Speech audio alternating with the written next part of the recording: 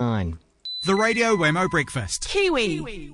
Well, she's been on the show a couple of times, and she's been great. So we thought we'd see if we can get her back for a regular feature on the show. And I'm not sure exactly what we're going to call it yet. I think it's something like virtual cookery or something along those lines. But it's Jules Clancy from thestonesoup.com. Hello to you, Jules.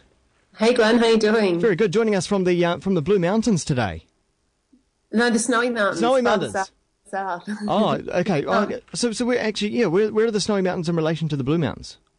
So Blue Mountains are just like an hour west of Sydney, and the Snowy Mountains are kind of southwest, about 4 hours from Sydney, so kind of halfway between Victoria, like Melbourne and Sydney. Okay, but they've been living up to their name this spring, haven't they? Yeah, we've had some awesome snow this spring, although probably nowhere near as good as the Kiwi snow. You guys definitely have better mountains than us. And can you go can you go skiing in the mountains? Yeah, there's 3 or 4 different resorts you can go to, yeah. Oh, excellent. Awesome. Well, of course, we're not here to talk weather. We're here to talk cooking.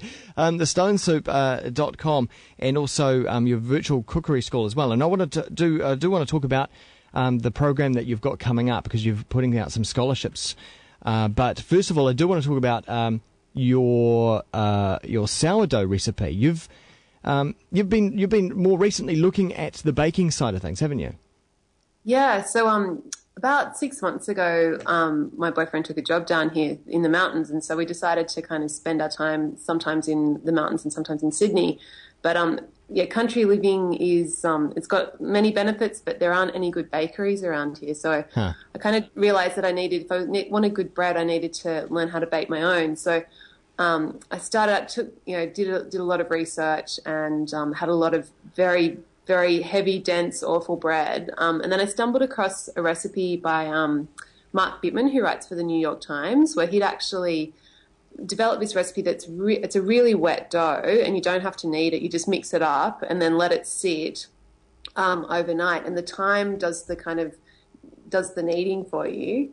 And then you just you bake it in I'm using like a cast iron pot, but it's like you heat that up so it's super hot, so it's kind of like this little mini oven inside your oven. Yeah. And it makes the most amazing bread. So his recipe was for using yeasted bread, but I've taken it a step further and actually made my own sourdough starter, which is just kind of flour and water that you mix together with a little bit of yogurt to get some good bacteria in it, and then you just kind of let it sit and you feed it every day, and then that actually becomes alive and active, and you use that to rise your bread instead of using yeast. And it's such a simple idea, and it's so different to traditional baking, but it gets results. Like, it makes the most amazing bread. And your mantra, of course, is minimalist home cooking. So does this fit into that? Oh, well, very much so, because it's I guess it is a long process, but compared to not like normal bread making, it's very like your actual hands-on time's very, very small. Like you weigh out your ingredients and mix them together, and then you sit them overnight, and then the next morning you kind of form them into a little loaf, preheat your oven and bake them, and you're done. Whereas if you're normally making sourdough, you have to let it rise, and then you push it back down, and it's like it takes about 4 times, and there's a lot of kneading involved as well. I had one recipe where I was like kneading for 2 half-hour periods, so it was just like it was a real workout actually, which wasn't such a bad thing. But it just it was really labour intensive. So this method's it very much fits into a minimal time thing, and there's not a lot of ingredients in it. One thing that has made me nervous sort of about bread making is the yeast side of things, and it can get quite scientific, can't it? And also a little bit. Hit and miss, trial and error when it comes to yeast and rising and all that kind of stuff. Yeah, when I was first kind of starting out baking, I used to be afraid of yeast as well. But I actually studied microbiology at uni, and the bread yeast that we have today, like they're really robust, and we pretty much, as long as you don't put them in a freezing cold environment or a boiling hot environment, like they're fine. And you kind of, it's not as scary as you think, actually, Glenn. Like, like you just kind of, if you're using yeast these days, like you can just mix the yeast in with the flour and water, and it'll come like dried yeast, and it'll come alive and do its own thing. Like, you don't need to do any like kind of pre-prep work with it anymore. So I really it's really rewarding too working with yeast. It's kind of amazing when you come and you see your loaves all risen up and stuff. Yeah. Well, one thing I've become more aware of recently, and I guess it's an ancient thing, really, bread making, but this idea of keeping a culture around. Tell us about that. So the idea behind that, there's kind of two things that are happening there. Using kind of wild yeast, so they're not commercially produced, and they're really they give you like a lot of different flavors and different kind of characteristics to the bread. So you know how sourdough has it's quite a chewy texture, like it's quite different from crusty white loaf. Yeah, that's all from the bacteria and yeast that you have in your culture. So there's people there's commercial sourdough bakeries that have had cultures that they've been feeding for 50 years and stuff. Like they can live on, and wow. As they get older, they develop like people. They develop more character, and it's quite a fascinating. Yeah. Fascinating. So do you keep one around? Yeah, I do. Yeah. So I've got it in the fridge. And I just kind of feed it every time I make a loaf of bread, or if I'm going to be away, I give it a big feed, and it lasts in the fridge. It's fine in the fridge for a week. It doesn't necessarily need daily attention. No. When you start to make your own, you need to feed it every day and keep it out of the fridge. But once it's active, it's at least once a week's enough for it. Because I was thinking it's kind of like keeping a dog or something, Yeah, it's like having a pet. And actually, my first culture, I went off. I didn't think about it. I just left it in the fridge. Went off to Sydney for a week and came back, and it had all this awful mold growing over, and I killed it. And I felt like I'd murdered one of my pets. Like it was terrible. Okay, well, can you run through specifically your sourdough recipe that is also up on the stonesoup.com?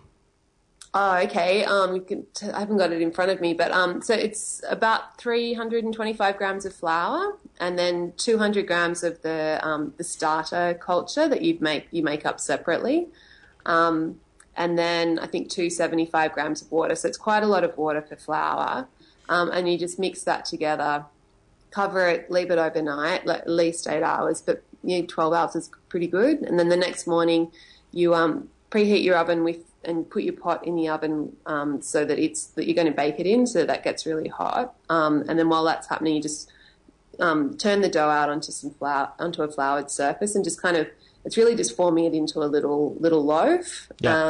And then when your oven's hot, you just pop it into your baking container and put the lid on, and bake for half an hour in a really hot oven with the lid on, and then take the lid off at the end for 15 minutes just to brown it up. So it sounds more complicated than it actually is. Yeah. Well, but it's still just about taking those steps, really, isn't it? Yeah. Just taking the correct steps. And actually, if the thought of starting your own culture was a bit scary, you can I've got a recipe up there which is just for using yeast, and you can buy that at the supermarket, dried yeast. It's really it's pretty easy to get hold of these days, and that's just flour, yeast, water, and I've got salt as well, so you don't have to fiddle around with a starter, and it gives a really lovely loaf as well. Like it's got really good crust and lovely crumb on the inside. Cool. All right. Well, if you missed that recipe, you can find it up in the blog at thestonesoup.com. Now, last week, Jules, we were talking about the virtual cookery school, which is when's it starting? Starts on Sunday, actually. It's the 24th, so almost there. So that's really soon. Now, last week on your blog, you announced that you were going to be giving out some scholarships. Yeah, so it's something that I wish I had thought of earlier, Glenn, but I got an email from a lady who lives in the US named Heidi, and she's in California, actually, and she was like, Jules, really love your work, really, really love the blog, and I'd love to do the cooking school. She's like, I'm a single mum and I've got 8 kids, and one of her kids has got nut allergies and the other one's gluten intolerant. But she's like, really can't afford it. And I was just like, oh, my heart went out to her, and I was just like, well, and I went for a run, and I was just thinking about it. I was like, why don't I have a scholarship program?